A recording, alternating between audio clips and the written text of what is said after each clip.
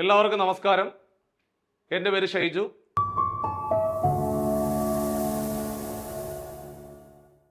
അപ്പം നമ്മുടെ company board religious പരീക്ഷകളുടെ പ്രിപ്പറേഷൻ എല്ലാവരും നന്നായിട്ട് മുമ്പോട്ട് കൊണ്ടുപോകുന്നു എന്ന് ഞാൻ വിശ്വസിക്കുകയാണ്.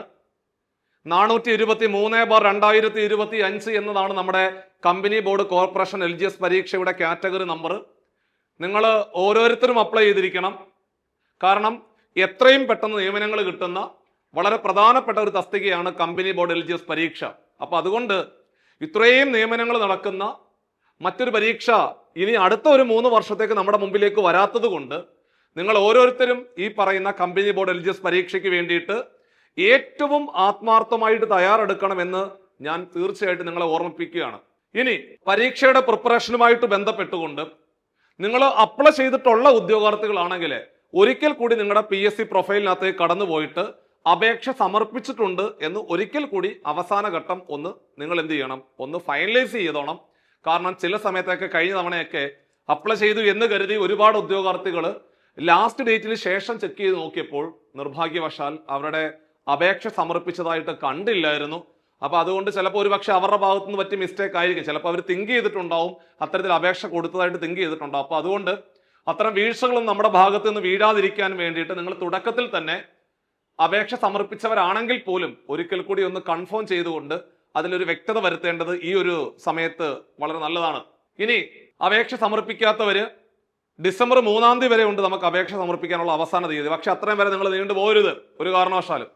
നമ്മൾ അതൊന്നും നോക്കണ്ട. നമ്മൾ പരീക്ഷയ്ക്ക് വേണ്ടിയിട്ട് തയ്യാറെടുക്കുക, അപേക്ഷ സമർപ്പിക്കുക, സിലബസിന്റെ ഹാർഡ് കോപ്പി എടുക്കുക, എത്രയും പെട്ടെന്ന് പരീക്ഷയ്ക്ക് വേണ്ടി തയ്യാറെടുക്കുക എന്നുള്ളത് തന്നെയായിരിക്കണം നമ്മളുടെ മുമ്പോട്ടുള്ള ഓരോ ദിവസങ്ങളുടെയും കൃത്യമായ പ്ലാൻ എന്ന് പറയുന്നത്.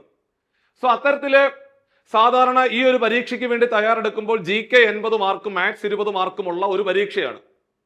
അപ്പോൾ ആ 100 മാർക്കിന്റെ പരീക്ഷയ്ക്ക് നിങ്ങൾ ഇംഗ്ലീഷ് കുറച്ച് ബുദ്ധിമുട്ടായിട്ടുള്ള ആൾക്കാർ സ്വാഭാവികമായിട്ടും ഈ ഒരു പരീക്ഷയ്ക്ക് വളരെ ആത്മാർത്ഥമായിട്ട് പ്രിപ്പയർ ചെയ്യും. കാരണം ഇംഗ്ലീഷ് എന്ന് പറയുന്ന വിഷയം ചില ഉദ്യോഗാർത്ഥികൾക്ക് വളരെ ബുദ്ധിമുട്ടായിട്ടുള്ളവരുണ്ടാകാം. പിന്നെ അവരുടെ മുമ്പിലുള്ള മറ്റൊരു വെല്ലുവിളി എന്ന് പറഞ്ഞാൽ GK നമുക്ക് വായിച്ച് പഠിച്ച് കളയാവുന്നേ ഉള്ളൂ. പിന്നെ മറ്റൊരു വെല്ലുവിളി എന്ന് പറഞ്ഞു കഴിഞ്ഞാൽ മാത്സിലെ ചോദ്യങ്ങളാണ്. മാത്സിലെ 20 മാർക്കിന്റെ ചോദ്യങ്ങളാണ് സാധാരണ പരീക്ഷയ്ക്ക് ചോദിക്കുന്നത്. ആ 20 മാർക്കിന്റെ ചോദ്യങ്ങളുടെ പ്രത്യേകത എന്ന് പറഞ്ഞു കഴിഞ്ഞാൽ നമുക്ക് എല്ലാ ടോപ്പിക്കും പഠിക്കേണ്ടതില്ല. മക്കളെ, എല്ലാ ടോപ്പിക്കും പഠിക്കേണ്ടതില്ലടാ. മാത്സിനകത്ത് 10 മാർക്കും മെന്റൽ എബിലിറ്റി പോർഷനകത്ത് 10 മാർക്കും ഉൾപ്പെടെ 20 മാർക്കിന്റെ ഒരു മാത്സിന്റെ സെഷൻ ആയിരിക്കും നിങ്ങളുടെ മുമ്പിലേക്ക് വരുന്നത്. അവിടെ സംഖ്യകളും അടിസ്ഥാന ക്രിയകളും ലസാഗു ഉസാഗ, ഭിന്നസംഖ്യ, ദശാംശ സംഖ്യ, വർഗം, വർഗമൂലം, ശരാശരി, ലാഭം, നഷ്ടം, സമയം, ദൂരം, ഇത്രയും ടോപ്പിക്കുകൾ മാത്രം നിങ്ങൾ പഠിച്ചാൽ മതി. താഴേക്ക് വരുമ്പോൾ ബോർഡ് മാസ് റൂളുമായിട്ട് ബന്ധപ്പെട്ട ചോദ്യങ്ങൾ, ശ്രേണികൾ, സമാന ബന്ധങ്ങൾ, അതേപോലെ തരംതിരിക്കുക, അതേപോലെ അറേഞ്ച്മെന്റുമായിട്ട് ബന്ധപ്പെട്ട ചോദ്യങ്ങൾ, ഒറ്റയാനെ കണ്ടെത്തുന്നത്, വയസ്സുമായിട്ട് ബന്ധപ്പെട്ട ചോദ്യങ്ങൾ, അതേപോലെ സ്ഥാനനിർണയം, പ്ലേസ് അറേഞ്ച്മെന്റ്, ഇത്രയും ടോപ്പിക്കുകൾ മാത്രം നിങ്ങൾ പഠിച്ചാൽ മതി.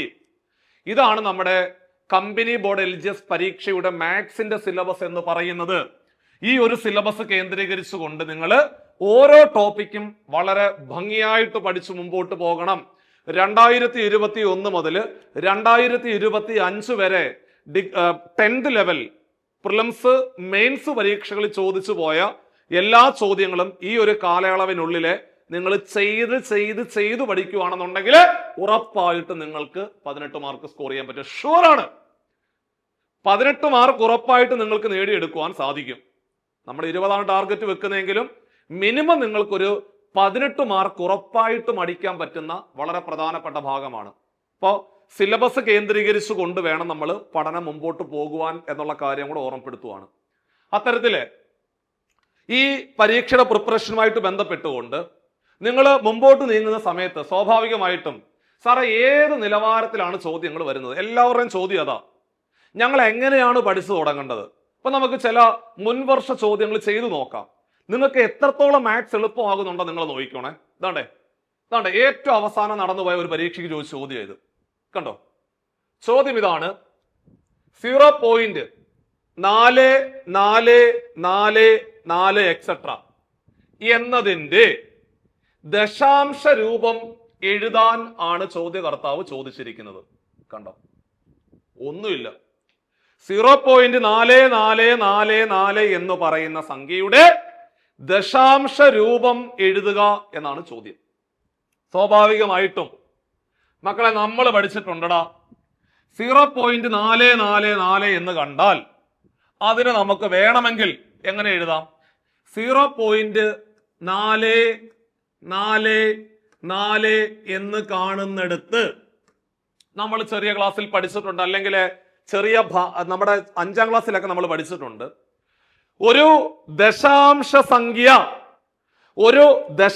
സംഖ്യ ഇങ്ങനെ ഒരിക്കലും അവസാനിക്കാതെ പോകുന്നുണ്ടെങ്കിൽ, ഏതെങ്കിലും ഒരു ദശാംശ സംഖ്യ ഒരിക്കലും അവസാനിക്കാതെ ഇങ്ങനെ പോകുന്നുണ്ടെങ്കിൽ മക്കളെ അതിനെ ചുരുക്കി നമുക്ക് വേണമെങ്കിൽ എങ്ങനെ എഴുതാമെന്നറിയോ?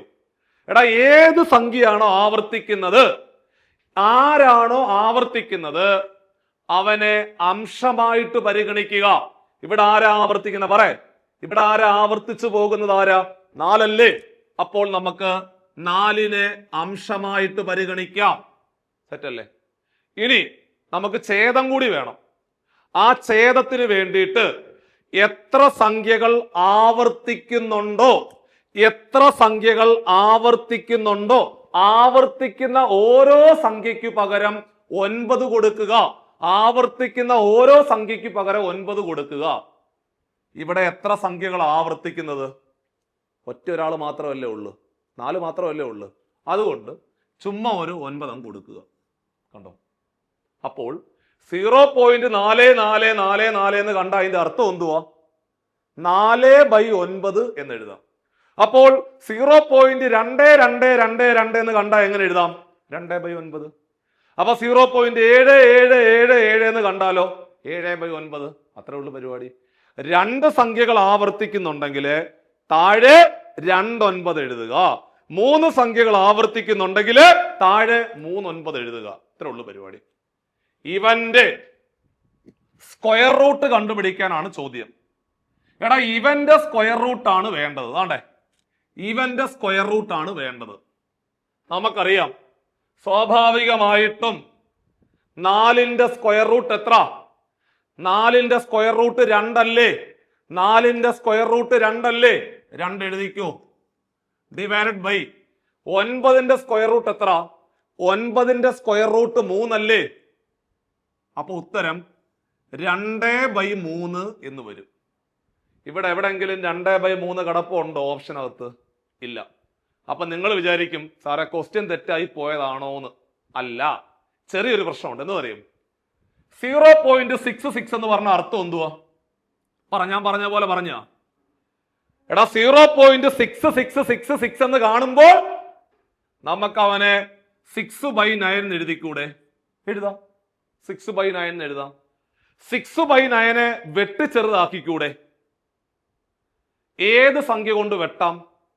6ഉം 9ഉം ഏത് സംഖ്യ കൊണ്ട് വെട്ടാൻ പറ്റും? 3 കൊണ്ട് വെട്ടാം അല്ലേ? രണ്ടുപേരും 3ന്റെ ഗുണിതങ്ങളല്ലേ? 3 കൊണ്ട് വെട്ടുക എന്ന് പറഞ്ഞ അർത്ഥം എന്തുവാ? 3 കൊണ്ട് ഹരിക്കുക. 3 കൊണ്ട് വെട്ടുക എന്ന് പറഞ്ഞാൽ 3 കൊണ്ട് ഹരിക്കുക. 6നെ 3 കൊണ്ട് ഹരിച്ച 2, 9നെ 3 കൊണ്ട് ഹരിച്ച 3. അപ്പോൾ 0.666 എന്ന് പറഞ്ഞാൽ 2/3 അല്ലേ? അല്ലേ? ആണ്. അപ്പോൾ ഈ ഉത്തരം, അതായത് റൂട്ട് ഓഫ് 0.444444 എക്സെട്രായുടെ ഉത്തരം എത്ര? 2/3. ആ 2/3 വരുന്നത് 0.666നകത്ത്. ആ 0.666 എന്ന് പറഞ്ഞാൽ 2/3 അല്ലേ? ആണ്. അപ്പൊ അതുകൊണ്ട് നമ്മളുടെ ഉത്തരം എത്രയാന്ന് ചോദിച്ചാൽ മക്കളെ ഓപ്ഷൻ എ ആണ് ആൻസർ. ഇത്രേ ഉള്ളൂ പരിപാടി. സിമ്പിൾ അല്ലേ? ഇത്രയും കാര്യങ്ങൾ ചെയ്തെടുക്കാൻ നിങ്ങൾക്ക് മാത്സിനകത്ത് വലിയ അഗ്രമായ നോളജ് വേണോ? വേണ്ട. ഒരു ചെറിയൊരു കോമൺ സെൻസ് മാത്രം പോരെ. ഇങ്ങനെയുള്ള ചോദ്യങ്ങളാണ് നമ്മുടെ കമ്പനി ബോർഡ് LGSന്റെ പരീക്ഷയ്ക്ക് ചോദിക്കുന്നത്. ഇത്രേ ഉള്ളൂ, ഇത്ര മാത്രമേ ഉള്ളൂ. അപ്പൊ നിങ്ങൾ ചോദിക്കും സാറേ അടുത്തൊരു വേറൊരു ചോദ്യം ചെയ്ത് കാണിക്കും. ഇതാ പിടിച്ചു, അടുത്ത ക്വസ്റ്റ്യൻ ആണ്. ഇതാണ് ഇതാണ്ടേ 1.5ന്റെ സ്ക്വയർ ഇൻറ്റു 0.2ന്റെ സ്ക്വയർ എത്ര എന്നാണ് ചോദ്യം. ദശാംശ സംഖ്യകളുടെ വർഗം കണ്ടുപിടിക്കാൻ പരീക്ഷയ്ക്ക് ചോദിക്കും. അത്തരത്തിലെ ഒരു ദശാംശ സംഖ്യയുടെ വർഗത്തിനെ മറ്റൊരു ദശാംശ സംഖ്യയുടെ വർഗം കൊണ്ട് ഗുണിക്കുക എന്നുള്ളതാണ് ചോദ്യം. സോ ഇത്തരത്തിലൊരു ചോദ്യം നിങ്ങളുടെ മുമ്പിലേക്ക് വരുമ്പോൾ മക്കളെ ആദ്യം ചെയ്യേണ്ടത് ആ ദശാംശ സ്ഥാനം ഒഴിവാക്കുക, മനസ്സുകൊണ്ട് ഒഴിവാക്കുക. 1.5 ദശാംശ സ്ഥാനം കളഞ്ഞാൽ 15, ദശാംശ സ്ഥാനം കളഞ്ഞാൽ 15, 15ന്റെ സ്ക്വയർ എടുക്കുക. 15ന്റെ സ്ക്വയർ എന്ന് പറഞ്ഞാല് 225 ആണോ? ഒന്നും കൂടെ പറഞ്ഞു തരാം, ദാ ശ്രദ്ധിക്കൂ. 1.5ന്റെ സ്ക്വയറിന് വേണ്ടിയിട്ട് ആദ്യം ദശാംശ സ്ഥാനം കളയുക. ദശാംശ സ്ഥാനം കളഞ്ഞാൽ 1.5ന്റെ ദശാംശ സ്ഥാനം കളഞ്ഞാൽ 15, 15ന്റെ സ്ക്വയർ എന്ന് പറഞ്ഞാൽ 15 × 15, 15ന്റെ സ്ക്വയർ 225 എഴുതി വെച്ചു. ഇൻഡു ചിഹ്നം കൊടുത്തു. 0.2ന്റെ സ്ക്വയർ. എടാ കുഞ്ഞുങ്ങളെ, ആദ്യം ചെയ്യേണ്ടത് ആ പോയിന്റ് ഒഴിവാക്കുക. പോയിന്റ് ഒഴിവാക്കിയാൽ അവിടുത്തെ സംഖ്യ 2, അതിന്റെ സ്ക്വയർ എടുക്കുക. 2ന്റെ സ്ക്വയർ എന്ന് പറഞ്ഞാൽ 4, അത് അങ്ങോട്ട് എഴുതി വെച്ചു. ഇവിടെ 4 എന്ന് എഴുതി വെച്ചു. സെറ്റ്. ഇനി ഇവിടെ എത്ര ദശാംശ സ്ഥാനമുണ്ടോ, എത്ര ദശാംശ സ്ഥാനമുണ്ടോ അതിന്റെ ഇരട്ടി സ്ഥാനം ഇടത്തോട്ട് മാറ്റി കുത്തണം. എത്ര ദശാംശ സ്ഥാനമുണ്ടോ അതിന്റെ ഇരട്ടി ഇരട്ടി ഇരട്ടി സ്ഥാനം ഇടത്തോട്ട് മാറ്റി കുത്തുക. അതാണ്ടേ ഇവിടെ 1 ദശാംശ സ്ഥാനം, അപ്പൊ അതിന്റെ ഇരട്ടി, 1ന്റെ ഇരട്ടി 2, 2 സ്ഥാനം ഇടത്തോട്ട് മാറ്റി കുത്തിക്കോ മക്കളെ. 2 സ്ഥാനം ഇടത്തോട്ട് മാറ്റി കുത്തിയാൽ 2.25 കഴിഞ്ഞു. ഇവിടെയും 1 ദശാംശ സ്ഥാനം, 1ന്റെ ഇരട്ടി 2, 2 സ്ഥാനം ഇടത്തോട്ട് മാറ്റി കുത്തുക. 2 സ്ഥാനം ഇടത്തോട്ട് മാറ്റി കുത്തുക. നമ്മുടെ കയ്യിൽ ആകെ 1 സ്ഥാനമേ ഉള്ളൂ. ഇനിയും 1 സ്ഥാനത്തിന്റെ കുറവുണ്ട്, 1 സ്ഥാനത്തിന്റെ കുറവുണ്ട്. അതിനു വേണ്ടി ഒരു 0 അങ്ങോട്ട് ഇട്ട് കൊടുക്കുക, 1 കുത്ത് കൊടുക്കുക. പരിപാടി കഴിഞ്ഞു. ഇനി പോയിന്റിന് ഇടതുവശത്ത് സംഖ്യകളൊന്നും ഇല്ലെങ്കിൽ നിങ്ങൾ ഒരു 0 വെറുതെ കൊടുക്കുന്നത് എപ്പോഴും നല്ലതാണ്. ഒരു ഭംഗിക്ക് വേണ്ടിയിട്ട് അങ്ങ് കൊടുത്താൽ മതി. ഇനി ഇവന്മാര് തമ്മിൽ ഗുണിച്ചാൽ ഉത്തരം കണ്ടുപിടിക്കുക എന്നുള്ളതാണ് നമ്മുടെ ഐഡിയ. ദശാംശ സംഖ്യകളെ ഗുണിക്കണമെങ്കിൽ എന്താണ് ചെയ്യേണ്ടത്? ആദ്യം പൂർണ്ണമായ സംഖ്യകൾ തമ്മിൽ ഗുണിക്കുക. പൂർണ്ണമായ സംഖ്യ എന്ന് പറഞ്ഞാൽ പോയിന്റ് 0 എല്ലാം കളയുക. പൂർണ്ണമായ സംഖ്യ എന്ന് പറഞ്ഞാൽ ഇവിടെ 225 ആണ്, അവിടെ 4 ആണ്. 225നെ 4 കൊണ്ട് ഗുണിക്കുക. വേണ്ട, ഒരു സംഖ്യ 4 കൊണ്ട് ഗുണിക്കാൻ ഇരട്ടി എടുത്തിട്ട് പിന്നെയും ഇരട്ടി എടുത്താൽ മതി. അങ്ങനെയാണെങ്കിൽ ഇടമക്കളെ 225ന്റെ ഇരട്ടി എത്ര? 225ന്റെ ഇരട്ടി എന്ന് പറഞ്ഞാൽ 450 അല്ലേ? ആ 450ന്റെ ഇരട്ടി എടുക്കുക. 450ന്റെ ഇരട്ടി 900, ശരിയല്ലേ? ആ 900 അങ്ങോട്ട് എഴുതി വെക്കണം. എന്താണ്ടേ 225നെ 4 കൊണ്ട് ഗുണിക്കുന്നതിന് പകരം ആദ്യം 2 കൊണ്ട് ഗുണിച്ചിട്ട് പിന്നെയും 2 കൊണ്ട് ഗുണിച്ചാൽ മതി.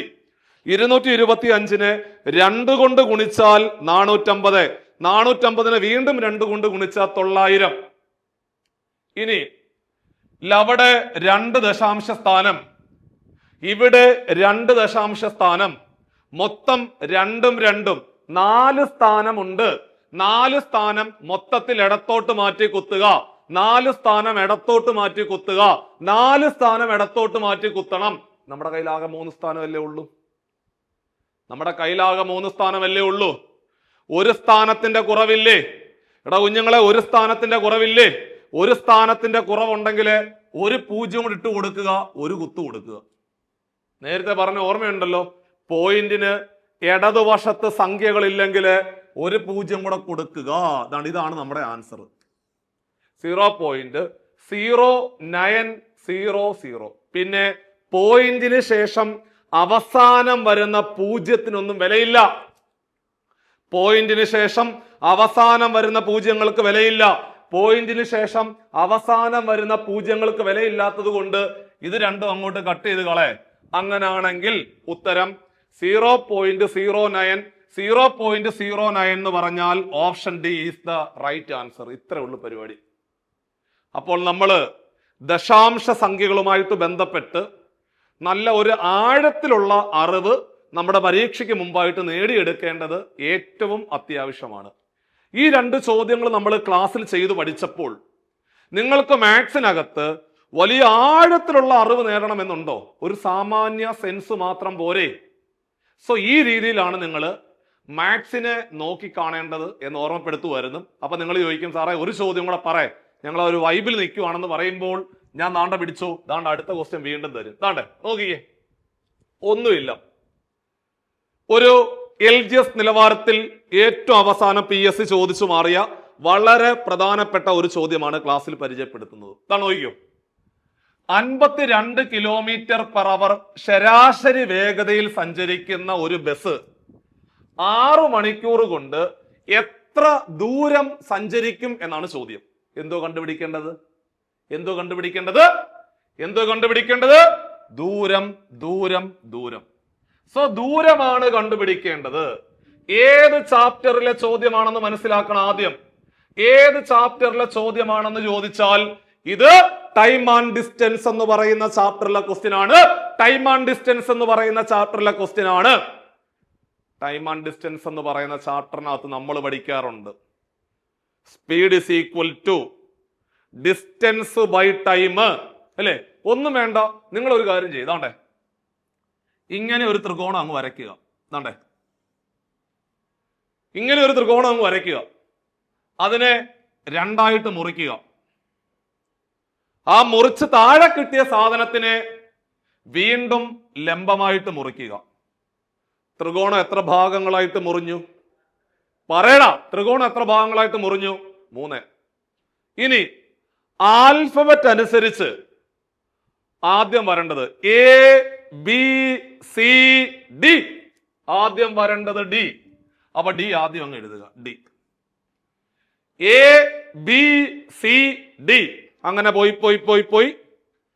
PQRSSST.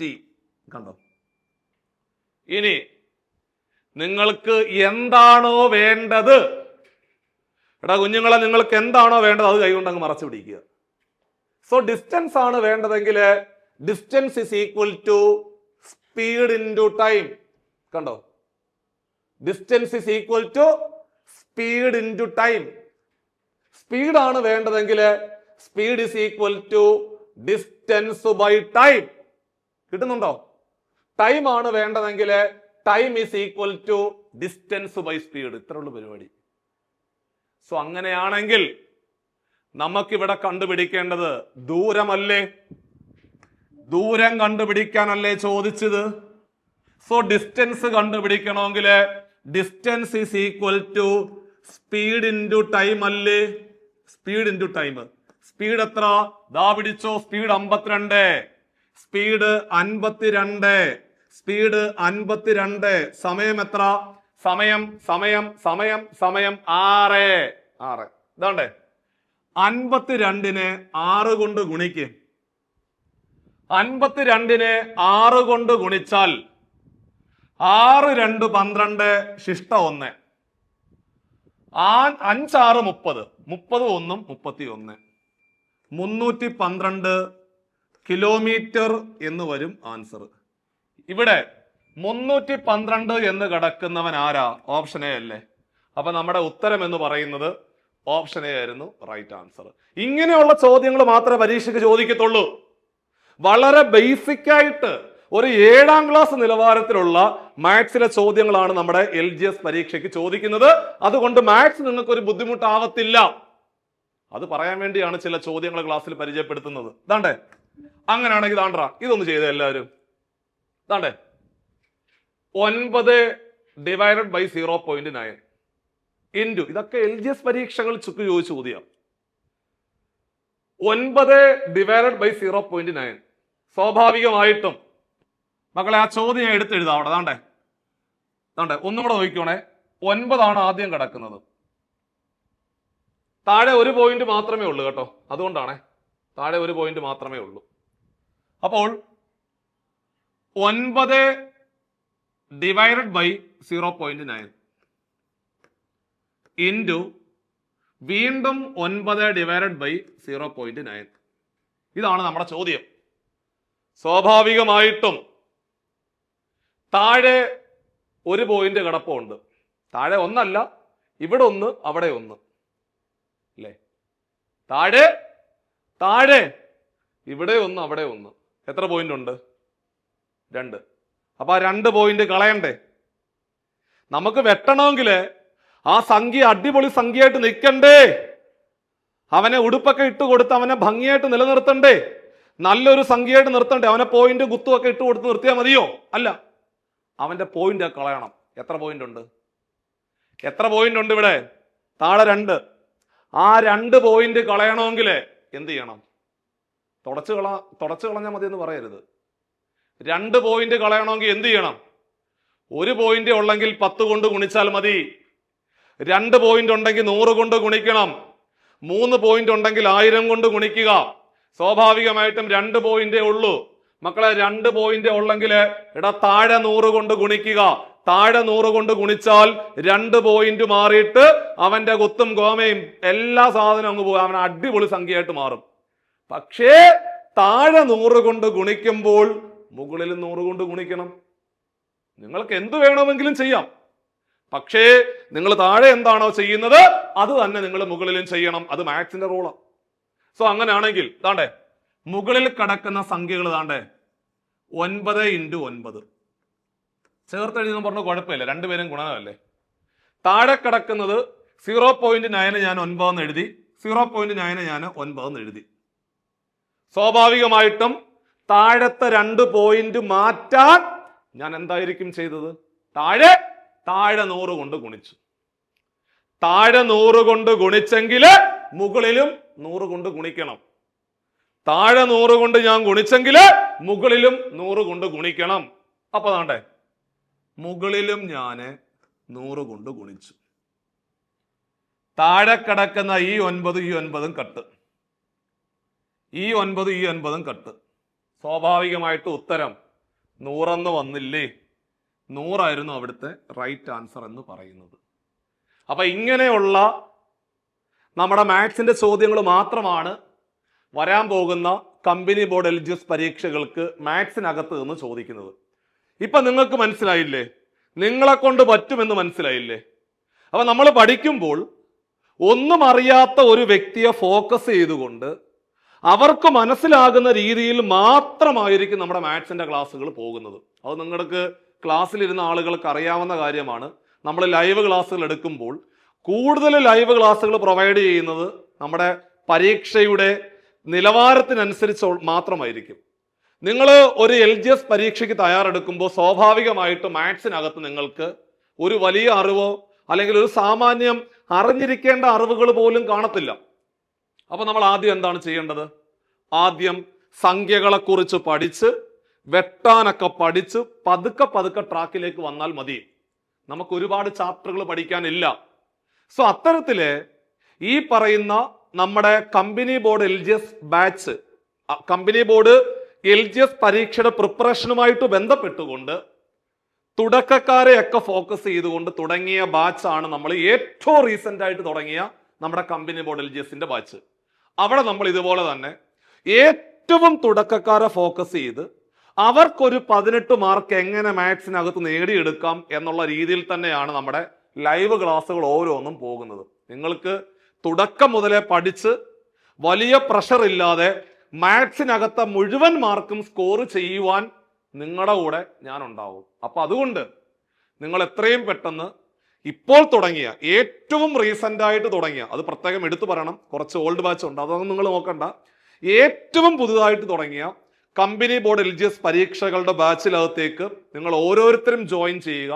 ജോയിൻ ചെയ്യുവാൻ വേണ്ടി ഈ ബോർഡ് നമ്പറിൽ കോൺടാക്ട് ചെയ്തുകൊണ്ട് ഏറ്റവും പുതിയ ബാച്ചിലേക്ക് ജോയിൻ ചെയ്തിട്ട് അവിടെ നമ്മുടെ മാത്സിനകത്തെ ഏറ്റവും പ്രധാനപ്പെട്ട ലൈവ് ക്ലാസ്സുകളൊക്കെ നിങ്ങൾ കണ്ട് പഠിച്ച് മുമ്പോട്ട് പോകുമ്പോൾ നിങ്ങൾ തന്നെ എഴുന്നേറ്റ് എന്ന് പറയും, സാറേ മാത്സ് ഇത്ര ഉള്ളായിരുന്നോ എന്ന് ചോദിക്കും. ഇതായിരുന്നോ മാത്സ്? ഞങ്ങൾ ഇതായിരുന്നു ഇത്രയും നാള് അയ്യോ മാത്സ് ആണെങ്കിൽ ഭയങ്കര ബുദ്ധിമുട്ടാണെന്ന് പറഞ്ഞിട്ട് ഒഴിവാക്കിയത് എന്ന് നിങ്ങൾ ഓരോരുത്തരും ചിന്തിക്കും. ആ ഒരു ലെവലിലുള്ള ലൈവ് ക്ലാസ്സുകളാണ് നമ്മൾ പ്രൊവൈഡ് ചെയ്യുന്നത്. നിങ്ങൾക്ക് ഓരോരുത്തർക്കും ഉപകാരപ്പെടും. പിന്നെ ഓവറോൾ നമ്മുടെ ഒരു ബാച്ചിന്റെ പ്രത്യേകത എന്ന് പറഞ്ഞു കഴിഞ്ഞാൽ ഈ ഒരു പരീക്ഷയുടെ പ്രിപ്പറേഷനുമായിട്ട് ബന്ധപ്പെട്ടുകൊണ്ട് നിങ്ങൾ ഓരോരുത്തരും അറിഞ്ഞിരിക്കേണ്ടത് നമ്മുടെ SCERT ടോപ്പിക്കുകൾക്ക് വലിയ പ്രാധാന്യം കൊടുക്കണം. 5ാം ക്ലാസ് മുതൽ 10ാം ക്ലാസ് വരെയുള്ള പാഠപുസ്തകങ്ങളിലെ ഒരു പോയിന്റ് പോലും കളയാതെ മുഴുവൻ കാര്യങ്ങളും വൃത്തിയായിട്ട് ഭംഗിയായിട്ട് പഠിച്ചുകൊണ്ട് മുമ്പോട്ട് പോകുന്ന ഉദ്യോഗാർത്ഥിക്ക് തീർച്ചയായിട്ടും അവന്റെ കയ്യിൽ ഈ കമ്പനി ബോർഡ് LGS പരീക്ഷ അവന്റെ കയ്യിൽ കിട്ടും.